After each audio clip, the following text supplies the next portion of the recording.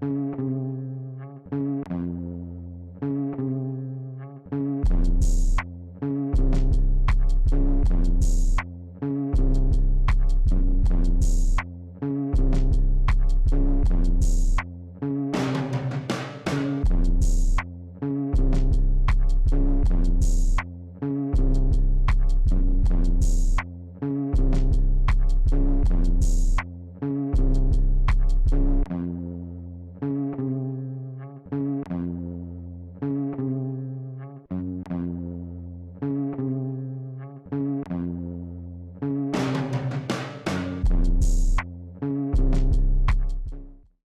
us, whether we like it or not, this is the result of apartheid that kept people under such conditions, and we are expected to have changed those conditions within the 30 years.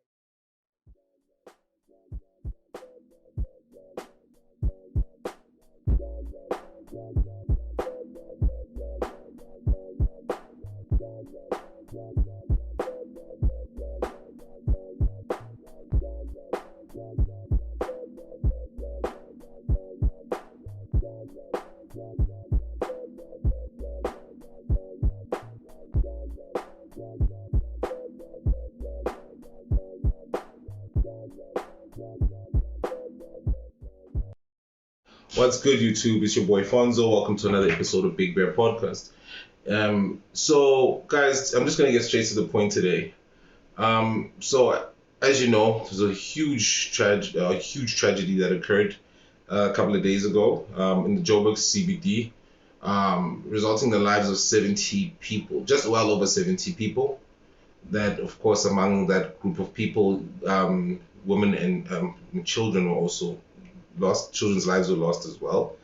And of course, the presidents came through to address the situation and give his 2 cents about the matter, saying that, of course, we are all responsible, everyone's responsible, and of course, to quell the situation of illegal and hijacked buildings needs to be stopped, right? Of course, this is something that should have been done a long time ago, in my opinion.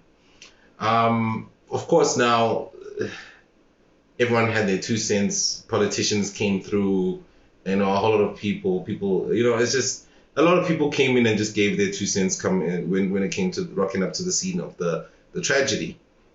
And for me, it hits home because I think among these 70 people that have passed, a number of them are from Malawi, the Malawian nationals, of course.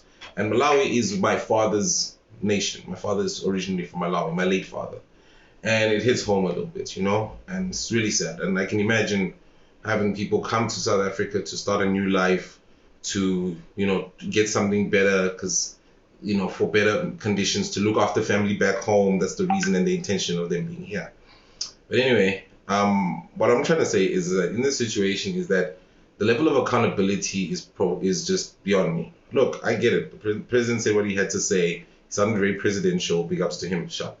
But the social development minister, I can't believe, she spoke to the media, right? And she said about the tragedy, and she said that the reason for the blaze and the reason for these dilapidated buildings is because of the apartheid system. And this is coming from this is coming from a situation where our country has been democratic for the past 30 years. 30 years. And I really, really don't understand how she could double down and actually say something like that. It's expected, of course. It's very common that a lot of politics, and please bear in mind, I'm not a political person. I'm not into the whole politics thing. I have a belief, I understand there's certain politicians who have their views and opinions and their motives, but you got to, of course, discern between who makes sense and who doesn't. Because at the end of the day, everybody has agenda. But for this tragedy, the fact that she's blaming the apartheid system for the reasons for the dilapidated conditions and the dilapidated buildings and these illegally occupied buildings is beyond me. 30 years. It doesn't take you 30 years to build a building. It doesn't take you 30 years to look and see that buildings are compliant. So this is what gets a lot of South Africans blood boiling when it comes to situations like this. They're very upset because not everybody well receives these situations. They don't receive these they don't receive them anymore, because gone are the days. I mean, if I grew up in we grew up in Hillbrow. This was like in the early 90s, eh? In being in this, buildings, these were buildings that were post-apartheid buildings, which were, well maintained. Elevators were working, it was pretty much safe. It was actually really good, to be honest with you. That was in the early 90s. As time has come, conditions there have become very, very run down, to the point of where there's no correction and there's no fixing the situation. So I don't get this. I don't get this whole concept of blaming a system. And look, apartheid was bad. It was bad. It was a very, very, very bad system. It was a very bad system implemented to oppress a certain group of people. Let's not discard that.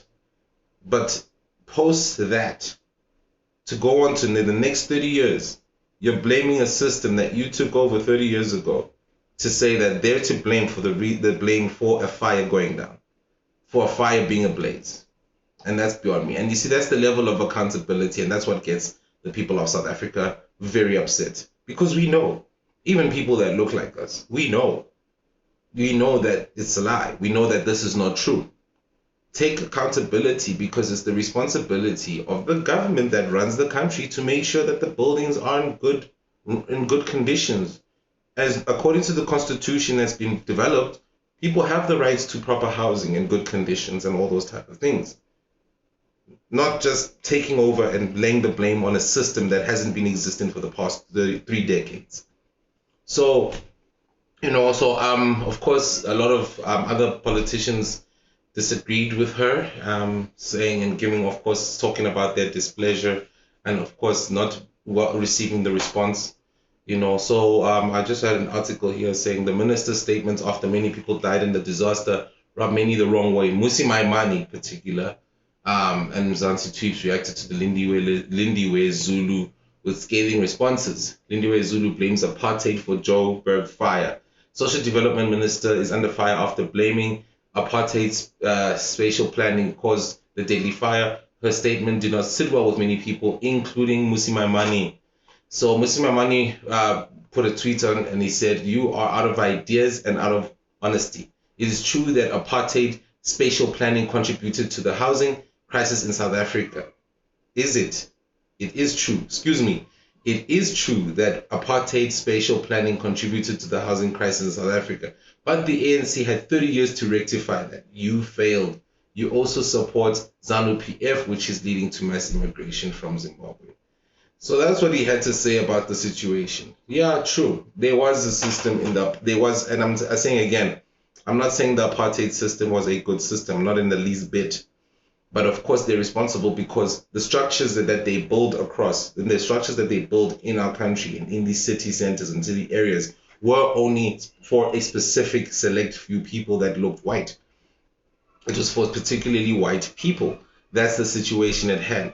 Going forward, there weren't any contingencies after that to say, now that we have become a democratic country, is there room for more growth? We're going to anticipate the numbers coming in. What are we going to do to ensure that we have proper housing situations, our buildings are in good conditions, and. So yeah, that's always the situation. And that, accountability is like kryptonite to most, particularly politicians, no matter what country you go to. But it's truly is a very, very sad situation. And I ask, do people have to continue to lose their lives in order for, the leaders to get the message? That's all I ask. Because I think within the past 24 months, there has been a lot of tragedy happening. I mean, from Boksburg explosions to roads being split open to buildings being on fire. It's a lot happening. What's next? It's like a movie scene. But anyway, I just wanted to touch on this and give my 2 cents about the whole situation. I think at the end of the day, she is really avoiding the whole accountability situation and saying that that a system that hasn't been existent for the past 30 years is to blame. Yet, even if they were to blame them, what were they doing to rectify it as a ruling um, party or institution? But anyway, you guys let me know about this. Whole situation, what you guys feel about it. Is it valid? Is what she's saying true? Is she saying is what she's saying making sense in any sense of that matter? But you guys let me know. Until the next video, guys, don't forget to like and subscribe, and take care of yourselves. Peace.